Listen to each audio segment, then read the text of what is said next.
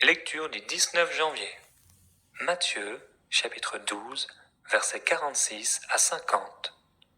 Comme Jésus s'adressait encore à la foule, voici sa mère et ses frères, qui étaient dehors, cherchèrent à lui parler. Quelqu'un lui dit, voici ta mère et tes frères sont dehors, et ils cherchent à te parler. Mais Jésus répondit à celui qui le lui disait, qui est ma mère, et qui sont mes frères? Puis, étendant la main sur ses disciples, il dit, voici ma mère et mes frères. Car quiconque fait la volonté de mon Père qui est dans les cieux, celui-là est mon frère, et ma sœur, et ma mère. Matthieu, chapitre 13, versets 1 à 23. Ce même jour, Jésus sortit de la maison et s'assit au bord de la mer. Une grande foule s'étant assemblée auprès de lui, il monta dans une barque et il s'assit. Toute la foule se tenait sur le rivage. Il leur parla en parabole sur beaucoup de choses et il dit, un semeur sortit pour semer. Comme il semait, une partie de la semence tomba le long du chemin. Les oiseaux vinrent et la mangèrent. Une autre partie tomba dans les endroits pierreux, où elle n'avait pas beaucoup de terre. Elle leva aussitôt parce qu'elle ne trouva pas un sol profond. Mais, quand le soleil parut, elle fut brûlée et sécha, faute de racines.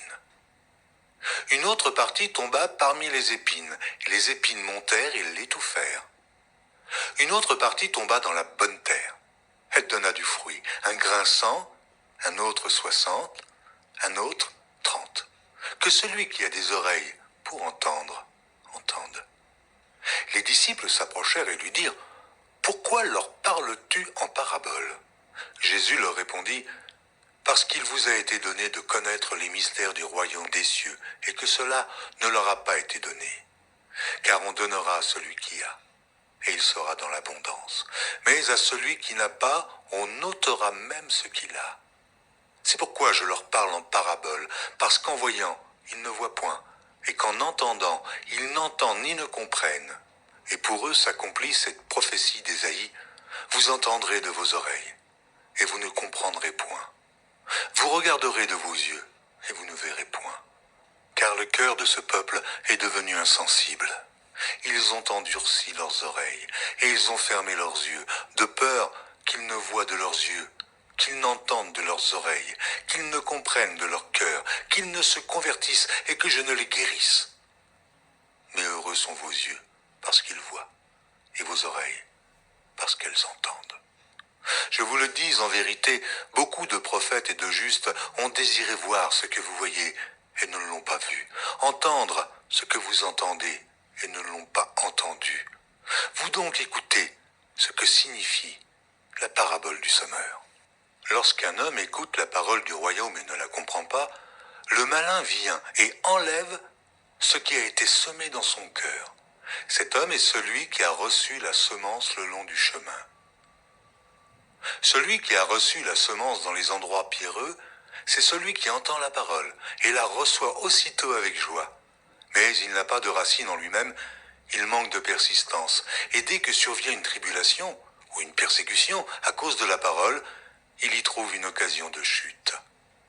Celui qui a reçu la semence parmi les épines, c'est celui qui entend la parole, mais en qui les soucis du siècle et la séduction des richesses étouffent cette parole et la rendent infructueuse. Celui qui a reçu la semence dans la bonne terre, c'est celui qui entend la parole et la comprend. Il porte du fruit, et un grain en donne 100, un autre 60, et un autre 30. Genèse, chapitre 39. On fit descendre Joseph en Égypte. Et Potiphar, officier de Pharaon, chef des gardes égyptiens, l'acheta des Ismaélites qu'il y avait fait descendre. Et l'Éternel fut avec lui, et la prospérité l'accompagna. Il habitait dans la maison de son maître l'Égyptien. Son maître vit que l'Éternel était avec lui, et que l'Éternel faisait prospérer entre ses mains tout ce qu'il entreprenait. Joseph trouva grâce aux yeux de son maître, qu'il l'employa à son service, l'établit sur sa maison et lui confia tout ce qu'il possédait. Dès que Potiphar l'eut établi sur sa maison et sur tout ce qu'il possédait, Et l'Éternel bénit la maison de l'Égyptien à cause de Joseph. Et la bénédiction de l'Éternel fut sur tout ce qui lui appartenait, soit à la maison, soit au champ. Il abandonna aux mains de Joseph tout ce qui lui appartenait, et il n'avait avec lui d'autre soin que celui de prendre sa nourriture. Or Joseph était beau de taille et beau de figure. Après ces choses, il arriva que la femme de son maître porta les yeux sur Joseph et dit « Couche avec moi ». Il refusa et dit à la femme de son maître « Voici mon maître ne prend avec moi connaissance de rien dans la maison, et il a remis entre mes mains tout ce qui lui appartient. Il n'est pas plus grand que moi dans cette maison, et il ne m'a rien interdit, excepté toi, parce que tu es sa femme. Comment ferais-je un aussi grand mal et pécherais-je contre Dieu ?» Quoiqu'elle parlât tous les jours à Joseph, il refusa de coucher auprès d'elle et d'être avec elle. Un jour qu'il était entré dans la maison pour faire son ouvrage, et qu'il n'y avait là aucun des gens de la maison, elle le saisit par son vêtement en disant « Couche avec moi ». Il lui laissa son vêtement dans la main et s'enfuit au dehors. Lorsqu'elle vit qu'il lui avait laissé son vêtement dans la main et qu'il s'était enfui dehors, elle appela les gens de la maison et leur dit « Voyez, il nous a amené un Hébreu pour se jouer de nous. Cet homme est venu vers moi pour coucher avec moi, mais j'ai crié à haute voix. Et quand il a entendu que j'élevais la voix et que je criais, il a laissé son vêtement à côté de moi et s'est enfui dehors. » Et elle posa le vêtement de Joseph à côté d'elle jusqu'à ce que son maître rentrât à la maison. Alors elle lui parla ainsi. « L'esclave hébreu que tu nous as amené est venu vers moi pour se jouer de moi. Et comme j'ai élevé la voix et que j'ai crié, il a laissé son vêtement à côté de moi et s'est enfui dehors. » Après avoir entendu les paroles de sa femme qui lui disait « Voilà ce que m'a fait ton esclave », le maître de Joseph fut enflammé de colère. Il prit Joseph et le mit dans la prison, dans le lieu où les prisonniers du roi étaient enfermés. Il fut là, en prison. L'Éternel fut avec Joseph, et il étendit sur lui sa bonté. Il le mit en faveur aux yeux du chef de la prison. Et le chef de la prison plaça sous sa surveillance tous les prisonniers qui étaient dans la prison, et rien ne s'y faisait que par lui. Le chef de la prison ne prenait aucune connaissance de ce que Joseph avait en main, parce que l'Éternel était avec lui. Et l'Éternel donnait de la réussite à ce qu'il faisait. Genèse, chapitre 40. Après ces choses, il arriva que les chansons et le panetier du roi d'Égypte offensèrent leur maître, le roi d'Égypte. Pharaon fut irrité contre ces deux officiers, le chef des échansons et le chef des panetiers. Et il les fit mettre dans la maison du chef des gardes, dans la prison, dans le lieu où Joseph était enfermé. Le chef des gardes les plaça sous la surveillance de Joseph, qui faisait le service auprès d'eux, et ils passèrent un certain temps en prison. Pendant une même nuit, les chansons et le panetier du roi d'Égypte, qui étaient enfermés dans la prison, eurent tous les deux un songe, chacun le sien, pouvant recevoir une explication distincte. Joseph, étant venu le matin vers eux, les regarda, et voici, ils étaient tristes. Alors il questionna les officiers de Pharaon qui étaient avec lui dans la prison de son maître, et il leur dit « Pourquoi avez-vous mauvais visage aujourd'hui » Ils lui répondirent « Nous avons eu un songe, et il n'y a personne pour l'expliquer. » Joseph leur dit « N'est-ce pas à Dieu qu'appartiennent les explications ?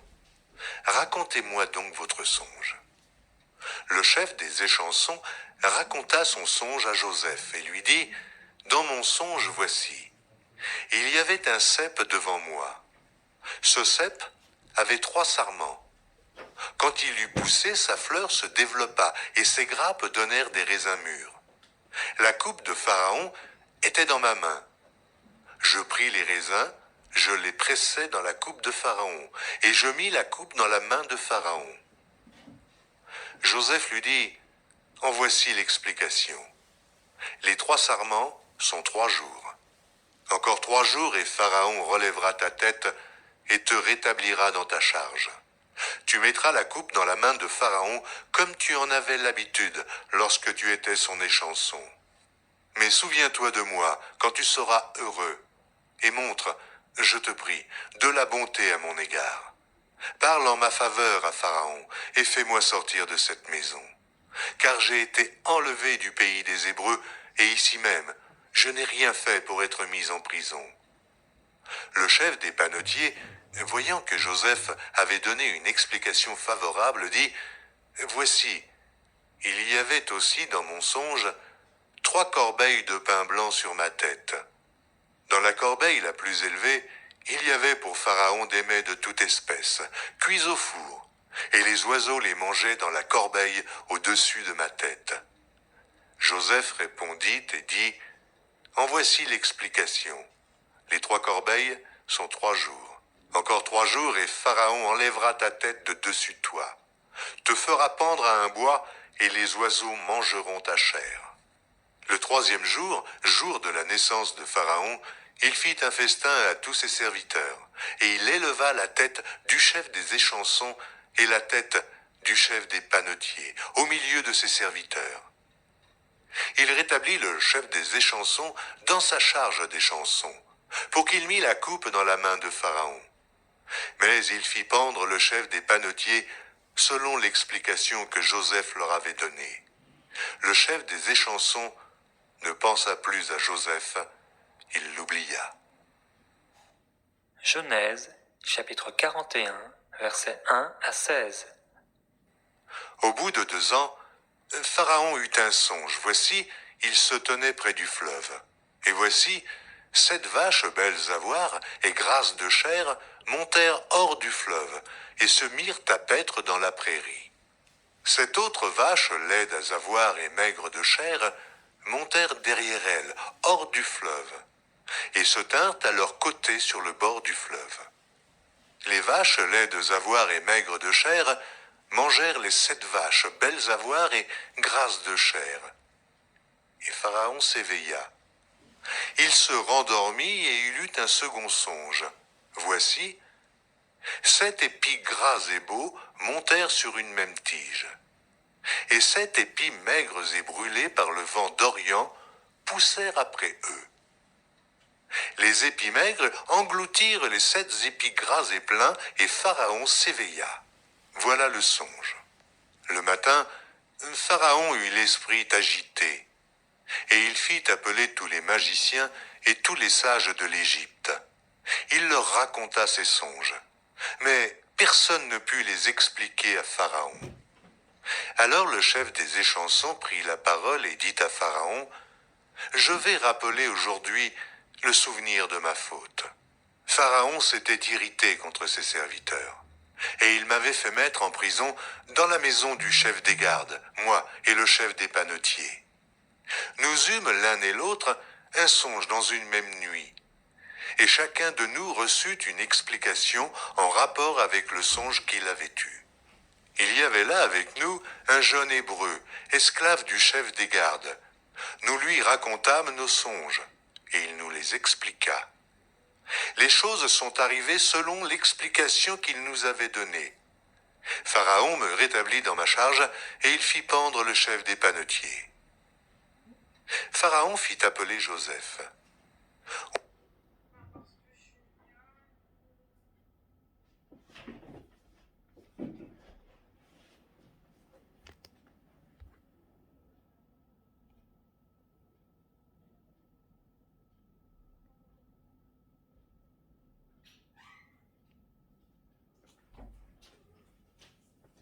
La Bible en un an, lecture du 19 janvier. Il se rasa, changea de vêtements et se rendit vers Pharaon.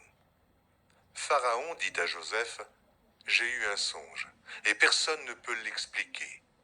Et j'ai appris que tu expliques un songe après l'avoir entendu. » Joseph répondit à Pharaon en disant, « Ce n'est pas moi, c'est Dieu qui donnera une réponse favorable à Pharaon. » Psaume, chapitre 17. prière de David. Éternel, écoute la droiture, sois attentif à mes cris. Prête l'oreille à ma prière faite avec des lèvres sans tromperie.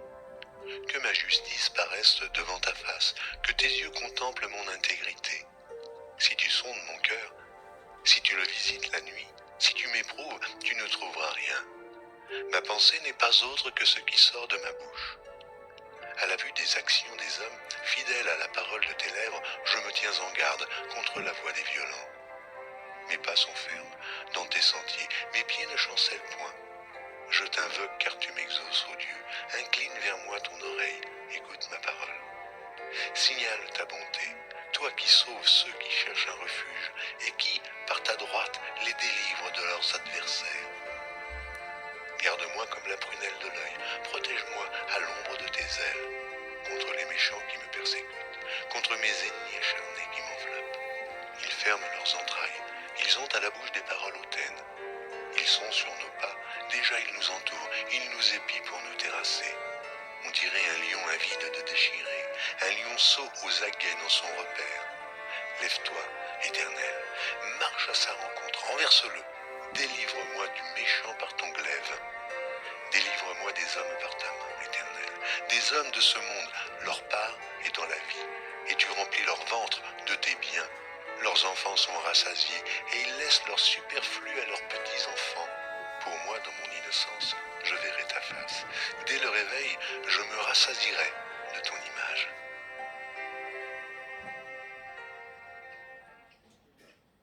Proverbes, chapitre 3, versets 33 à 35. La malédiction de l'Éternel est dans la maison du méchant, mais il bénit la demeure des justes. Il se moque des moqueurs, mais il fait grâce aux humbles. Les sages hériteront la gloire, mais les insensés ont la honte en partage.